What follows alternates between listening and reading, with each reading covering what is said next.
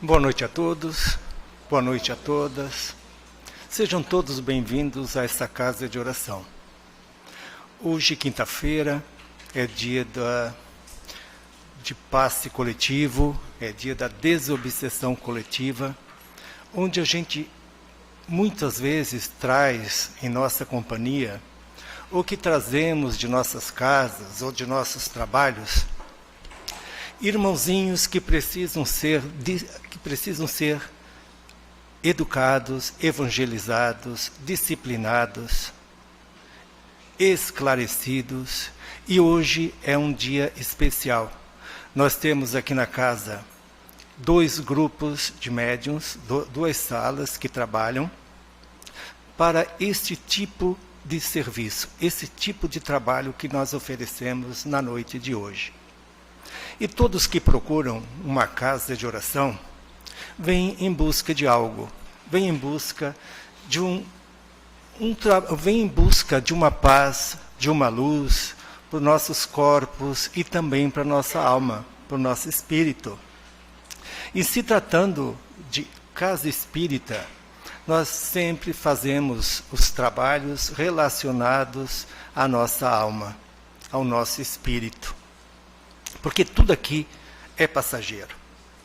Então vamos elevar os nossos pensamentos a Deus, vamos levemente fechando os nossos olhos, trazer sempre a presença de Jesus, a sua imagem, elevando os nossos pensamentos a Deus, a cúpula espiritual do Círculo da Luz, a Maria de Nazaré, pedindo que eles possam nos auxiliar na noite de hoje.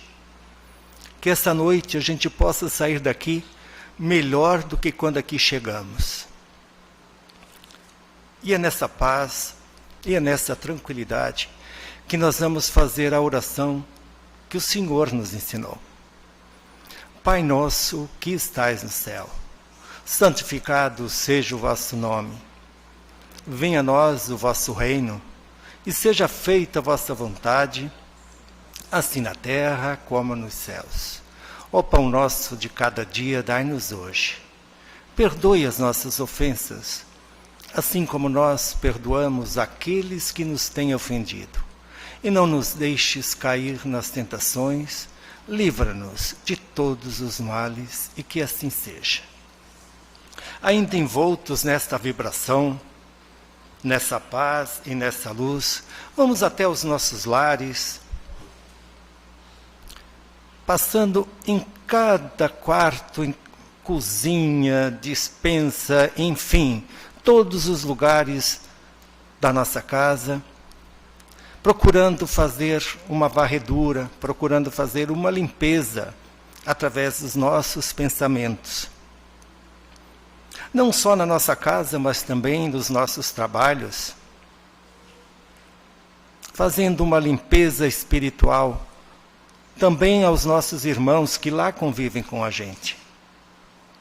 E todos aqueles que estiverem lá, aqueles irmãozinhos do invisível, possam ser trazidos para esta casa.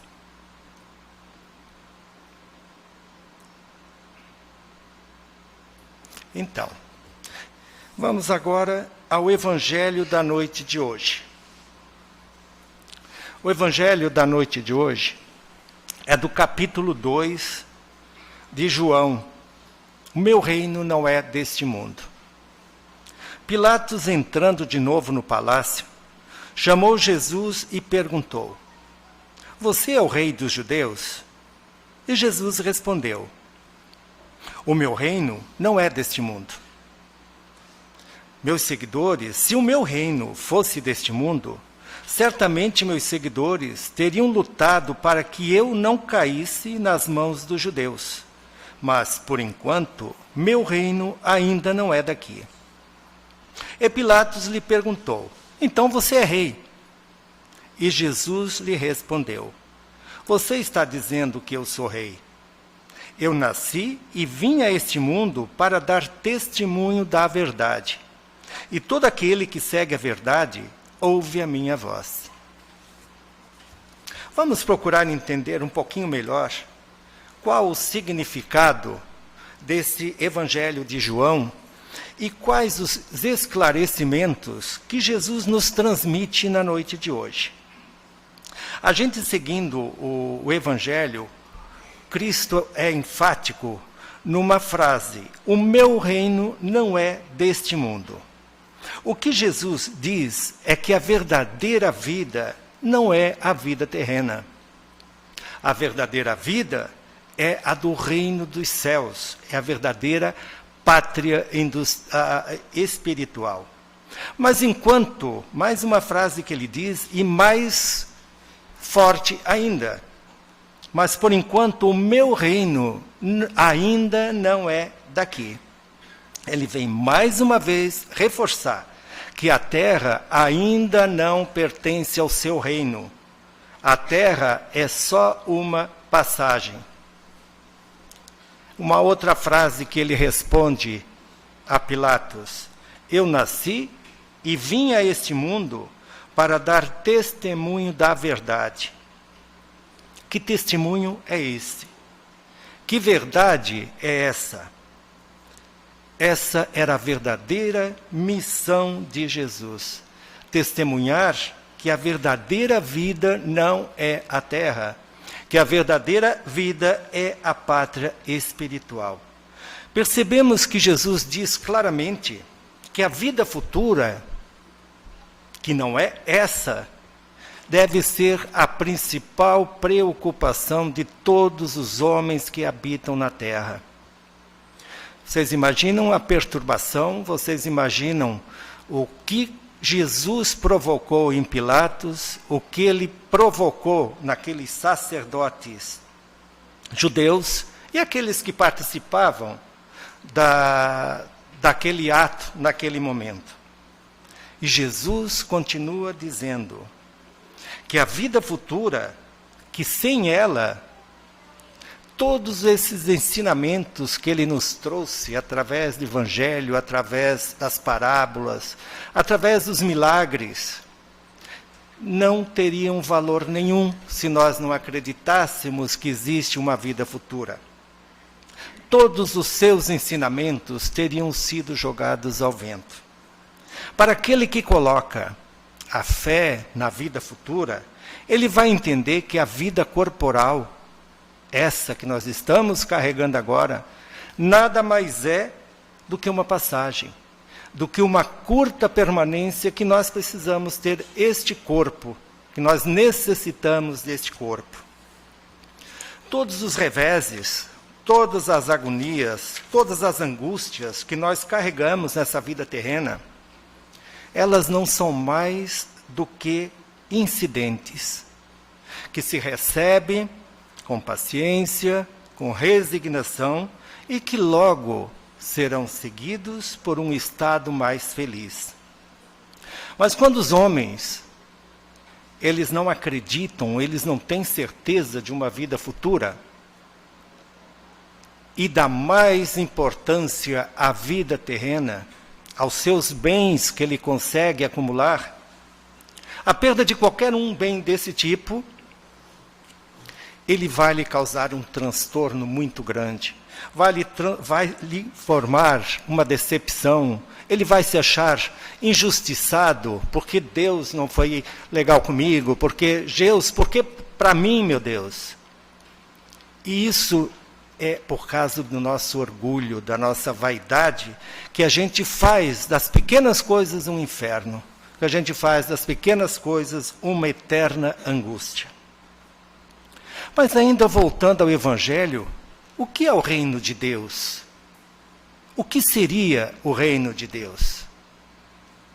O reino de Deus, numa frase bem simples, é a obra divina dentro de nós. É a obra do nosso coração.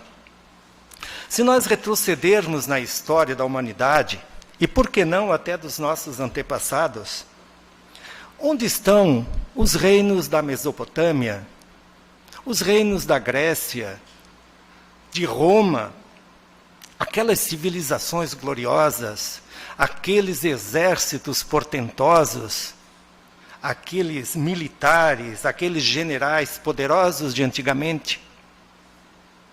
Hoje nós apenas conhecemos nos livros, nas escavações e nos filmes que a gente vê na televisão. Tudo aquilo ruiu, tudo foi destruído e todos atravessaram a porta do túmulo. Todos os poderes, todas as grandezas, todas as riquezas humanas, elas se diluem com uma velocidade muito rápida, vertiginosamente rápida. E o que resta é só aquilo que nós acumulamos em nosso coração. Os tesouros que a gente produz, esse é o que vai ficar permanentemente em nós. E ainda, era isso que Jesus falava do seu reino. Por isso que ele dizia que a terra ainda não era o seu reino. Porque o reino de amor, o reino de bem, de fraternidade, da tolerância, da empatia, da humildade e compaixão, ainda não predominam na terra. Ainda não existe isso na terra. Portanto, o reino de Deus está dentro de cada um de nós. É uma condição a ser descoberta, é uma condição que nos é permitida e que nos é desenvolvida. Então, o que fazer para termos o reino de Deus em nosso coração? Precisamos construir dentro de nós os tesouros. Tesouros que nem aquele ditado que diz, que nem as traças e nem a ferrugem consomem. Tesouros através da nossa evolução moral.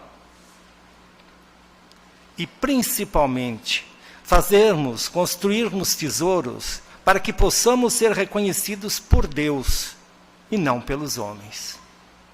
Que assim seja.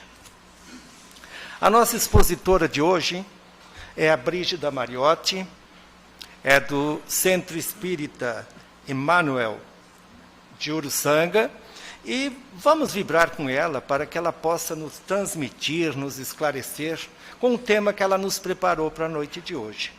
Que a espiritualidade possa nos envolver a todos. Está contigo.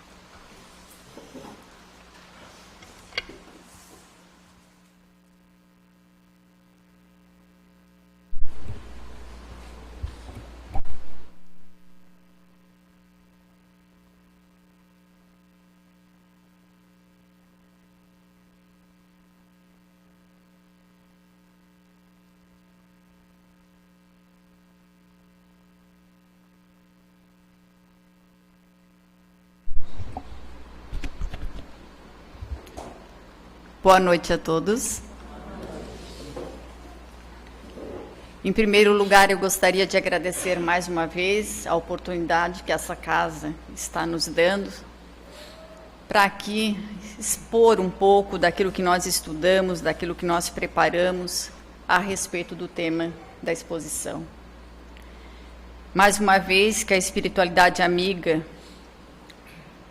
nos faça diluir, nos faça repassar tudo aquilo que nós estudamos com segurança, com convicção.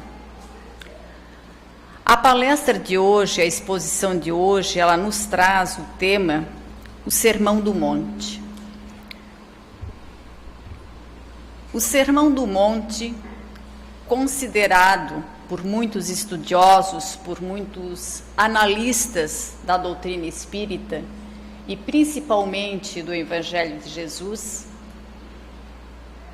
ele é percebido, inclusive por nós, de que todas as mensagens, todas as leituras, todos os ensinos de Jesus, se galgassem, se por ora todos fossem derrubados, esquecidos ou perdidos, ainda assim, se permanecesse apenas o Sermão do Monte, de todo o contexto evangélico, de todo o contexto cristão, só ali já bastaria. Só ali nós já teríamos toda a frente do verdadeiro cristão. Só ali, com as bem-aventuranças do Sermão do Monte, do Sermão da Montanha, nós teríamos todas as convicções de um verdadeiro cristão, para que nós... Obrigada, Esther. Não está querendo parar. Para que nós, como cristãos, pudéssemos ou podemos seguir adiante nessas bem-aventuranças que o Cristo nos deixou. O expositor anterior,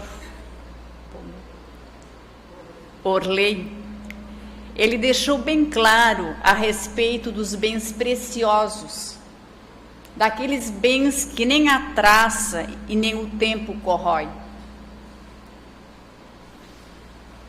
Quais serão esses bens?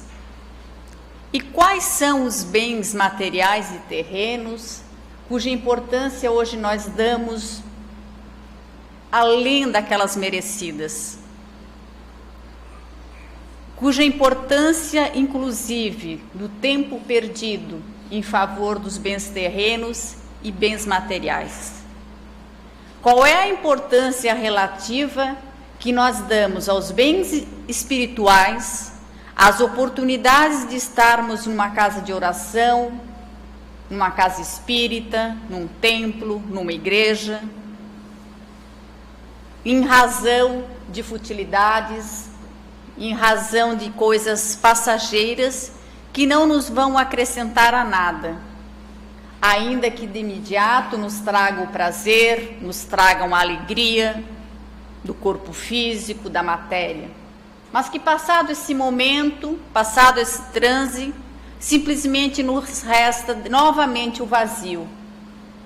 E muitas vezes nós trocamos essas oportunidades. Nós trocamos a oportunidade do bem espiritual pelo bem material.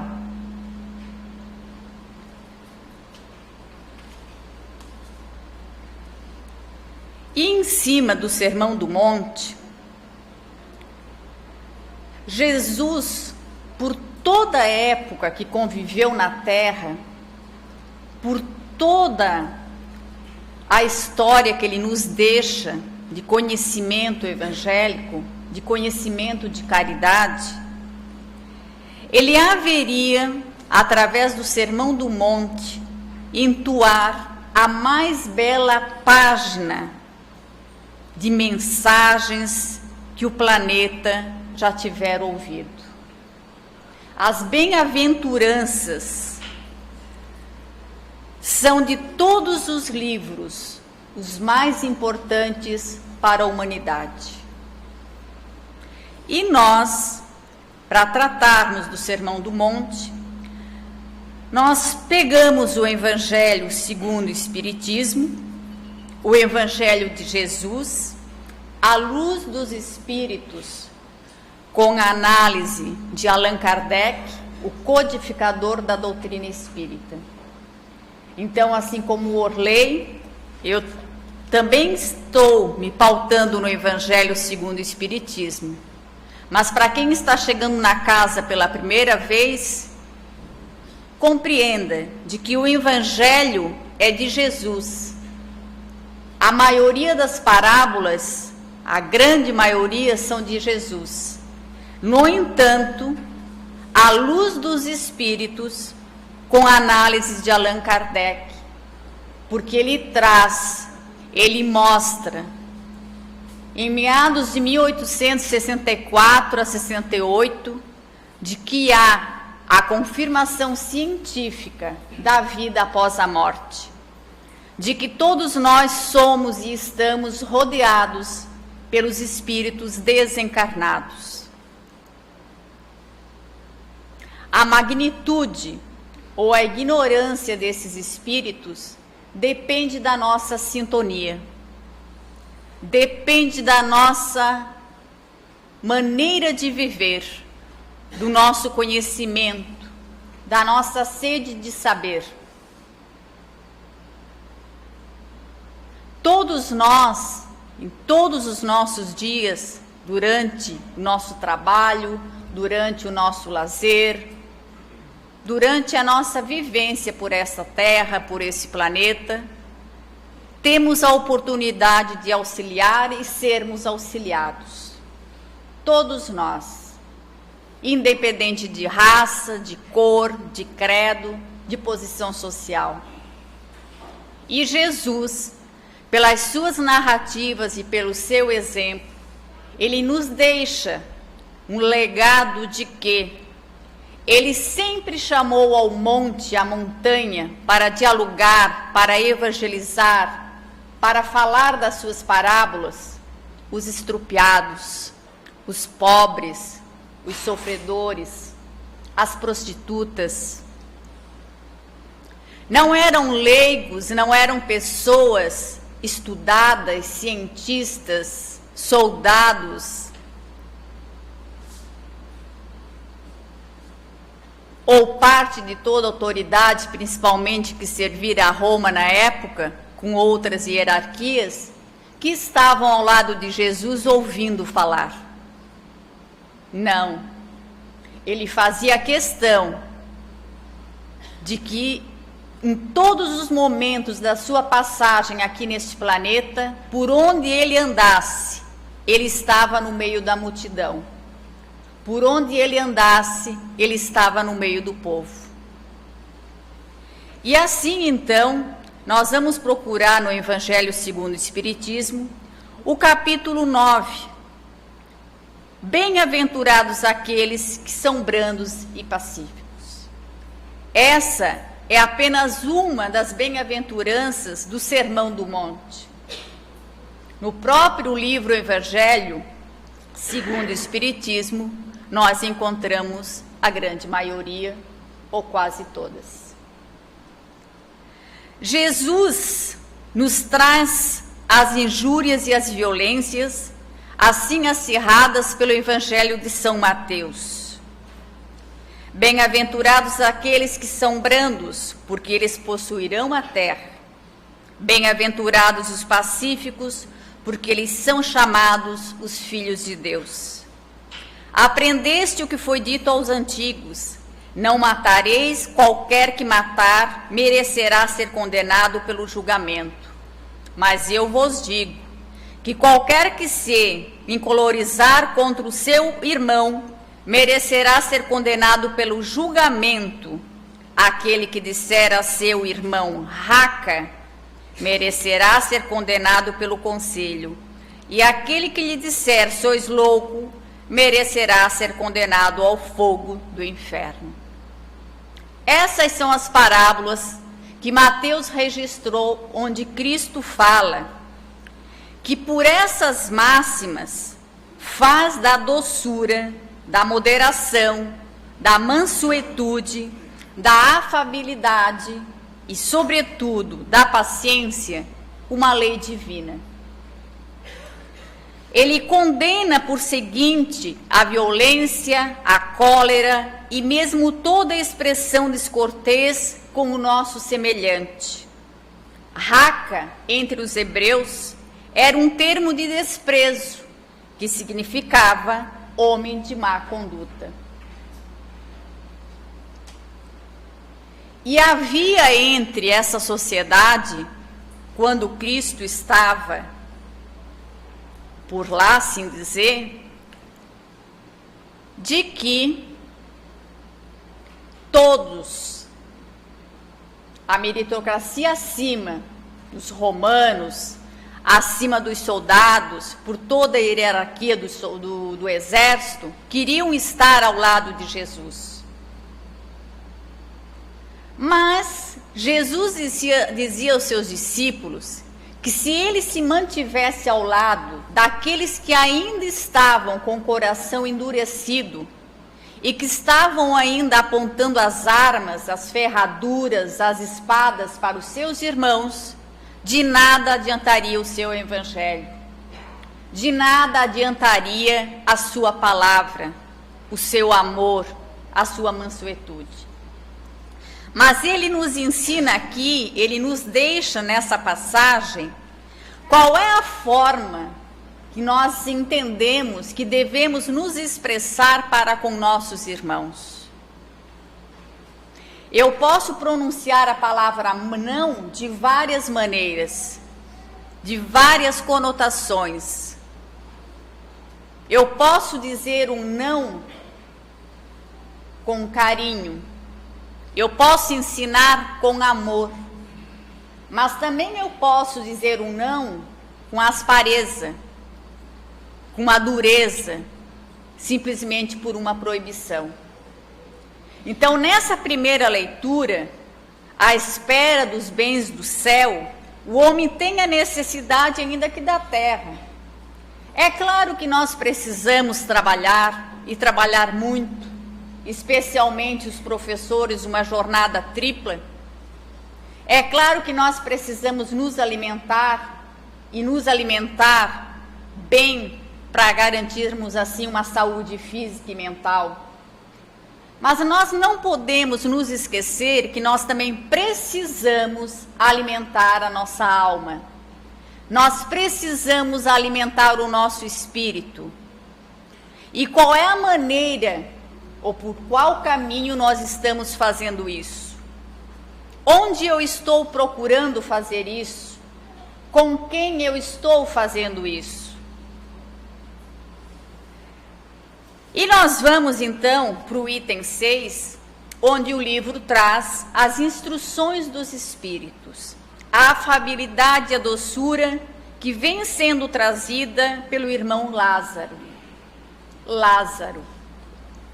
E ele diz o seguinte, que a benevolência para com os semelhantes, fruto do amor ao próximo, produz a afabilidade e a doçura, que lhes são manifestação. Entretanto, não é preciso se fiar sempre nas aparências.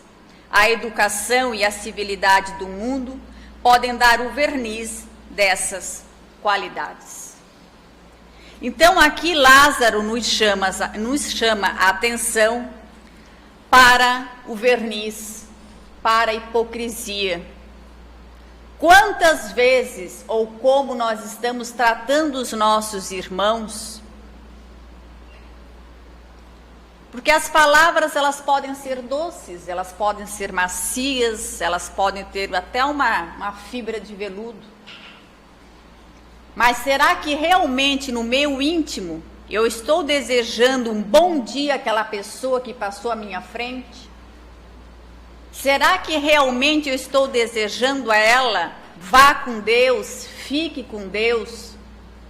Quais são as expressões ou quando nós precisamos incorrer no diálogo, numa discussão, e isso sempre nos remete ao nosso lar principalmente, pois é lá que estão as maiores das nossas provas, com os nossos familiares consanguíneos até então. Porque parece que nós temos duas máscaras. No lar nós somos uma pessoa e na sociedade uma outra. E há aí o tal do verniz. Como nós trabalhamos muito com a juventude e alunos, eles nos dizem que às vezes ele se surpreende com a própria mãe, com o próprio pai, porque parece que não é a mesma pessoa. Porque em casa é de um modo, é de uma forma, e quando está na rua é de outra. Parece que nós aprendemos culturalmente de que nós precisamos tratar a todos com educação, com respeito, mesmo que haja ali uma falsidade, que haja ali um verniz, que haja ali uma hipocrisia. Mas em casa eu não preciso disso. Em casa minha máscara cai. Pensemos nisso através de Lázaro. Nós precisamos sair do nível das aparências. Afinal de contas, Jesus, Deus, o nosso anjo de guarda, nos conhece. E por mais verniz que nós tenhamos, um dia nós teremos que prestar conta disso. E nós vamos então para o item 7, que fala da paciência, trazido dessa vez por um espírito amigo. A dor é uma bênção que Deus envia aos seus eleitos. Não nos aflijais, pois quando sofrerdes, mas bendizei ao contrário, Deus Todo-Poderoso, que vos marcou pela dor neste mundo para a glória do céu.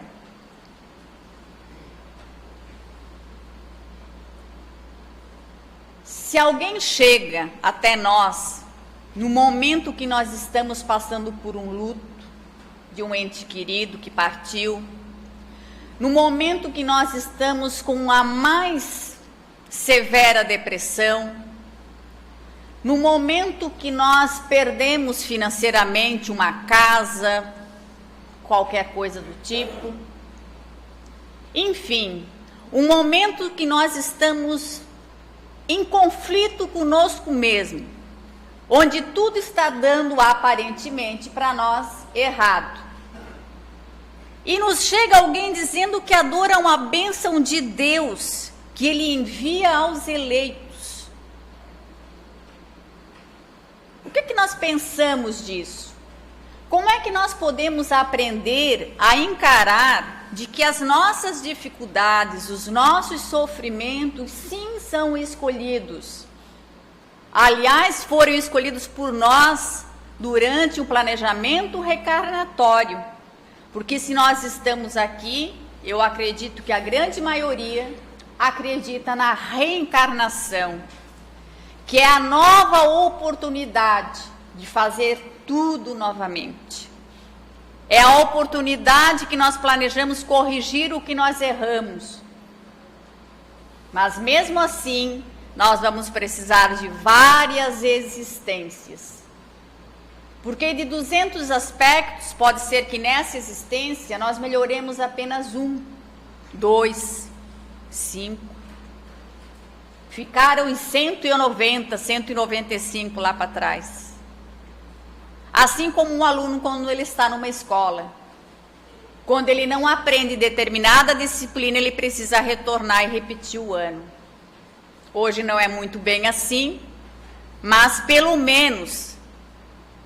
Vamos dar um exemplo aqui de sala de aula, a recuperação paralela. Então, nós também temos a recuperação paralela. É quando nós caímos, é quando nós sofremos, é quando a dor nos bate para nos chamar a atenção de algo que já é a hora da nossa mudança e nós não acordamos ou não queremos acordar. Então, aí nós temos a recuperação paralela. Porque tudo em nossa existência, tudo em nossa vida é reaproveitado. Tudo. E no quesito da paciência, o que o Espírito Amigo nos deixa para gravarmos de melhor são as nossas atitudes. E essa atitude, ela vem através do perdão. A paciência significa, vamos resumir a palavra que fica mais fácil.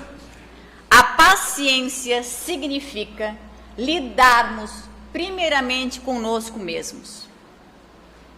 Nós estamos nos perdoando por atos que cometemos lá atrás, anos atrás, meses, dias atrás. Não vamos nem falar em outra existência. Porque em se tratando de outra existência, há um cobrador severo dentro de nós, que é a nossa própria consciência. Não precisa ninguém nos dizer quais são as nossas más e boas tendências. Nós sabemos. Nós sabemos quais são os nossos piores vícios, porque nós trazemos no perispírito, através do nosso espírito, que é toda a conexão entre o espírito e corpo físico, nós trazemos não a lembrança do fato, mas nós trazemos a sensação. Nós trazemos a sensação daquele sofrimento, daquela caída que eu tive em existência passada. Ou pode ser também de uma tremenda alegria. O nosso íntimo, a nossa consciência, o nosso coração sente. Quantas vezes nós nos apercebemos tristes, aborrecidos, choramos e nem sequer sabemos o motivo pelo qual estamos assim? Quantas vezes nós estamos eufóricos E mesmo com todos os problemas do cotidiano em que nada muda, nós estamos felizes. Parece que nos passa uma alegria que deixa-nos um bálsamo de acalento, deixa um perfume, uma recordação, e nós não sabemos do que é. Quantas vezes nós vamos a lugares, conhecemos pessoas e nos perguntamos: nossa, eu já estive aqui, eu conheço essa pessoa, não sei da onde. Realmente, não sabemos da onde, mas nós conhecemos. É a nossa intuição, é a nossa consciência que se dá o pulo da recordação. E assim, minha gente, tratar do perdão talvez seja, pela questão do próprio egoísmo, o fator mais difícil da nossa existência. Porque passa pelo perdão o egoísmo e o orgulho. E na mão direita vem a paciência. Na mão esquerda, por assim dizer, de um modo alegórico, nós vamos para um item 9. Vejam que eu estou pulando do 7 para o 9, para falarmos da cólera. O que é a cólera? O que é a cólera, se não é uma das piores qualidades do nosso coração? O que é a cólera que nos impede de fazer muito bem e pode levar a fazer muito mal? Isso se deve bastar para motivar esforços por a dominar. Nós espíritas, principalmente, nós somos solicitados por um outro motivo. A cólera, ela é totalmente contrária à caridade. Todos vocês que estão adentrando nesta casa pela primeira vez, mesmo que não sejam espíritas, mas que vieram aqui buscar um consolo, vieram aqui fazer o tratamento espiritual, todos vocês, a partir do momento que vão ter à mão o Livro dos Espíritos, o Evangelho segundo o Espiritismo, não serão mais os mesmos. E poderão até se auto-enganar. Não. O que eu li não tem nada a ver, não é comigo. Tô lá porque tô lá porque a minha mulher me fez eu ir lá, meu marido me chamou, minha amiga disse que é bom, fui por ir.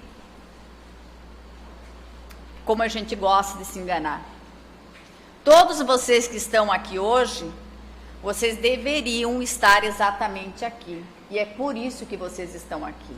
Nada foge do controle divino. Por alguma razão, pela dor ou através do amor, vocês estão aqui. E sobre a cólera, nós temos ainda que dizer que ela é a consequência do orgulho. E o que é de fato a cólera? A cólera é quando eu esbravejo, é quando eu não sei discutir futebol, é quando eu não sei conversar a respeito da política, é quando eu não sei conversar a respeito de religião, onde só eu quero ter razão. É quando eu perco as amizades de anos por conta de candidatos a políticos, por conta de um presidente ou de outro presidente, de um governador ou de outro governador. A cólera nos faz seres inferiores, porque nos faz perder toda a nossa razão. E quando nós falamos aqui que ela acaba excluindo as boas nossas intenções, como diz o Evangelho, então vamos dar um exemplo. Nós somos trabalhadores da casa espírita. Vamos limpar a casa espírita. Vamos limpar. Passar o pano, varrer, limpar a toalha, enfim. Mas aí eu percebo que aquela flor ali está muito bonita, que essa planta está muito saudável. Olha, se eu tirar essa planta, eu acho que ninguém vai sentir falta, eu coloco aquela lá, está tudo certo. Então, quando eu estou em cólera, mesmo que em silêncio, pensando nesse momento que ninguém está vendo, ninguém entre aspas, mesmo eu querendo acertar, eu ainda produzo erro. Essa cólera, ela é muito falsificada. Esse tipo de sentimento de rancor, de raiva, esse tipo de sentimento de que eu ainda não consigo entender que eu posso tudo, mas eu não devo tudo. Mesmo que eu venha limpar a casa espírita, não me dá o direito de retirar uma folha sequer. Mesmo que eu vá fazer um mutirão para ajudar pessoas, não me dá o direito de esbravejar no meio das pessoas. Então, a solicitude, ela é fundamental. E nós precisamos empreender nisso, nós precisamos aprender isso. Então, começamos a nos melhorar também nas nossas manifestações nas redes sociais. Quantas discussões, quantos palavrões nós vemos hoje nas redes sociais. Quem escreve isso, quem posta isso, com toda certeza está com cólera. Com toda certeza. Porque aí nós estamos indo contrário à paciência. E por último, então, nós temos a obediência e a resignação. Aqui chega a nossa escolha. Aqui chega aquilo que Jesus nos ensina, que é toda a parte, a obediência, a resignação, as duas virtudes companheiras da doçura, como fala Joana de Ângeles, a mentora de Divaldo Franco. A obediência é o consentimento da razão e a resignação é o consentimento do coração. É nesse momento que surge em nós o chamamento, é nesse momento que surge em nós a solicitação e é nesse momento que surge em nós também a advertência. Cada um de vocês que passou pelo atendimento fraterno, que passou pelo diálogo fraterno, já teve ali a advertência. Com carinho, com amor, mas teve sim a advertência. Olha, eu preciso acordar. Eu preciso mudar minha atitude. É nesse item que Jesus, ainda por meio de Lázaro, nos chama a atenção para as nossas escolhas, que ele faz o paralelo entre a aceitação e o tempo. E nós não podemos, sobre a hipótese nenhuma, achar que nós precisamos mudar o outro. Quem deveria estar aqui ouvindo a palestra tinha que ser a minha esposa, meu filho. Não, somos nós que estamos aqui hoje. Antes de desejarmos mudar qualquer pessoa, nós precisamos nos melhorar através da palavra de Jesus, através do Evangelho de Jesus. Apenas com a nossa mudança interior, a mudança de atitudes, é que o outro vai perceber que alguma coisa certa nós estamos fazendo, principalmente se estivermos com a doutrina espírita e seguindo aquilo que Jesus nos recomendou. E mesmo que optamos por outra religião, se estivermos ainda assim respeitando o Evangelho do nosso Cristo, estaremos no caminho certo. Estaremos no caminho que não dá mais para ficar parado, que é nosso dever, é nossa obrigação de consciência seguir adiante, porque senão as dores podem ser piores, o sofrimento pode ser pior. Então, melhor do que se enganar é seguirmos adiante a busca do conhecimento, a busca daquela religião, daquela doutrina, filosofia emanada com a ciência, que nós dissemos sim com tanto orgulho, mas um orgulho que tem a base da humildade também, que é a doutrina espírita.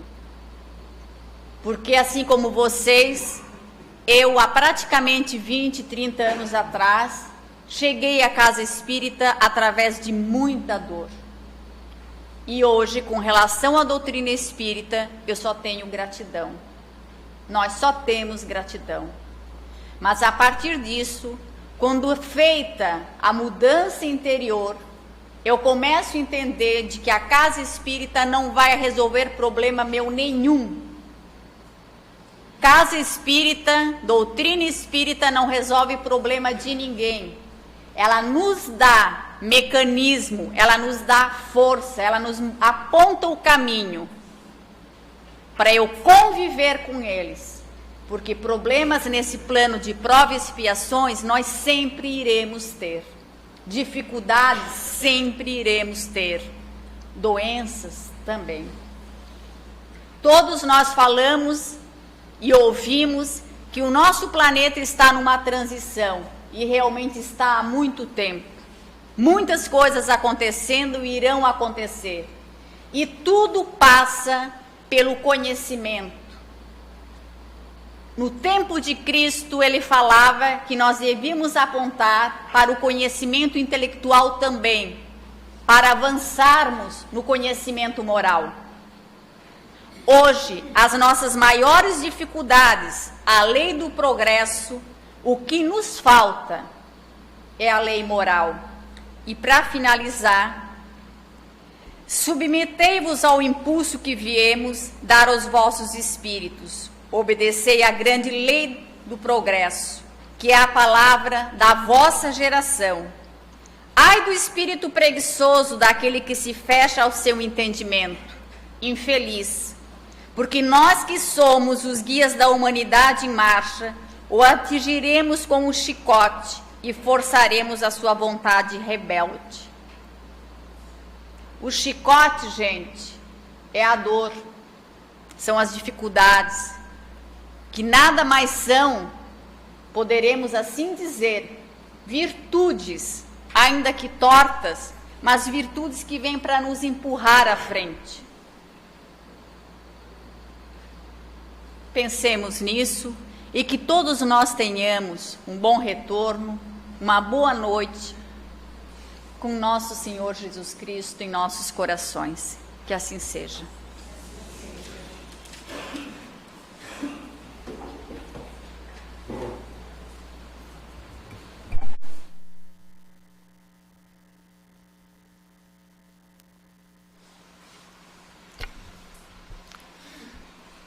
Gratidão é o que nós temos contigo, Brígida. Obrigado pelos teus esclarecimentos. Obrigado pela tua vinda mais uma vez à nossa casa. Que a espiritualidade amiga possa te envolver sempre na paz e na luz. E assim, irmãos queridos, vamos agradecer a Deus mais uma vez por esta noite. Vamos agradecer a espiritualidade amiga, que ela possa nos envolver na paz e na luz. Vamos pedir pela magnetização das águas, pedir auxílio à espiritualidade de luz, aos nossos mentores que aqui se fazem presente, para que essas águas possam ser transformadas em bálsamos, bálsamos para o nosso corpo de matéria e bálsamo para o nosso espírito. Que ela possa ser usada para que possamos diminuir, amenizar as nossas dores, as nossas angústias, os nossos sofrimentos. Vamos pedir pelos nomes que se encontram nas urnas de encarnados e desencarnados. Que Deus, na sua infinita bondade, possa auxiliá-los a encontrar um caminho para a paz e para a luz. Agradecemos a Maria de Nazaré, que ela possa nos cobrir com seu manto de luz. E vamos pedir pelos hospitalizados, para aqueles que se encontram no fundo de uma cama, em casa ou nos asilos. Vamos pedir pelos nossos idosos, muitas vezes abandonados por filhos vivos. Pedir pelas crianças, muitas vezes abandonados, órfãos de pais vivos. Vamos pedir por todos aqueles que se encontram em condição de uso de drogas. Vamos pedir pelos presidiários. Que Deus tenha compaixão de todos esses nossos irmãos. Que eles possam encontrar um caminho, que eles possam encontrar a luz. E neste momento, com os nossos corações esfuziantes de paz, vamos pedir o passe coletivo. Esse passe que é uma transfusão de energia, que são luzes, vibrações positivas a entrar pelo topo de nossa cabeça, pelo chakra do coronário. Que essa luz possa penetrar cada célula, cada órgão, cada tecido, enfim, todo o nosso corpo. E que seja tirado desse corpo de matéria tudo aquilo que nos está atrasando os nossos caminhos, nossos andamentos, a nossa evolução. Que a tua bondade, Pai de amor, caia sobre todos nós. Que a espiritualidade amiga possa nos envolver neste momento. E assim, com esta vibração, com essa luz a nos ensinar o caminho, vamos encerrando os trabalhos da noite de hoje. Que possamos voltar para os nossos lares melhores do que quando aqui chegamos. E quinta-feira que vem, todos estão convidados para novamente estarem aqui na nossa casa espírita. Muito obrigado, um bom retorno e boa noite a todos e a todas. E que assim seja.